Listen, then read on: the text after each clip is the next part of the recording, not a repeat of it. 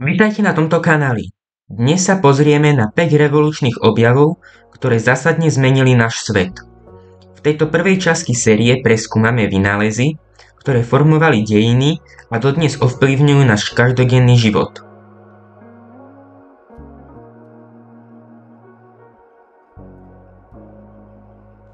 Prvým na našom zozname je vynález lietadla.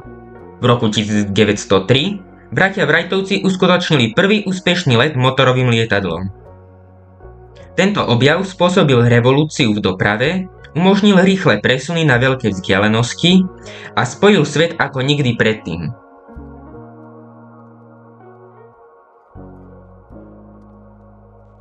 Druhým zásadným objavom je vynález kolesa. Tento jednoduchý, no revolučný vynález bol kľúčový pre rozvoj dopravy a priemyslu. Prvé kolesa sa objavili približne pred 5000 rokmi a ich princíp sa využíva dodnes v rôznych formách, od aut po stroje.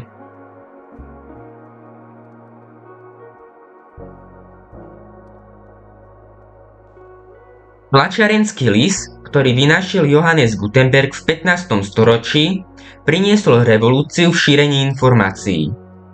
Umožnil masovú produkciu kníh, čím sprístupnil vedomosti širokej verejnosti a výrazne prispel k rozvoju vzdelanosti a kultúry.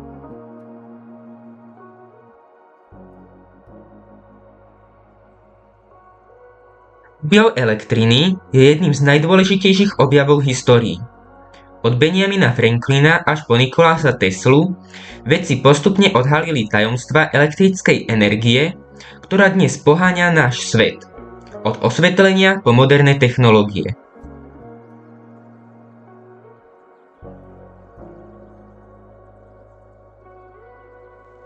Na záver tu máme internet, ktorý transformoval spôsob, akým komunikujeme a zdieľame informácie.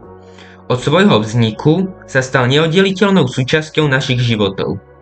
Prepojil celý svet a otvoril neobmedzené možnosti v oblasti vzdelávania, zábavy a obchodu.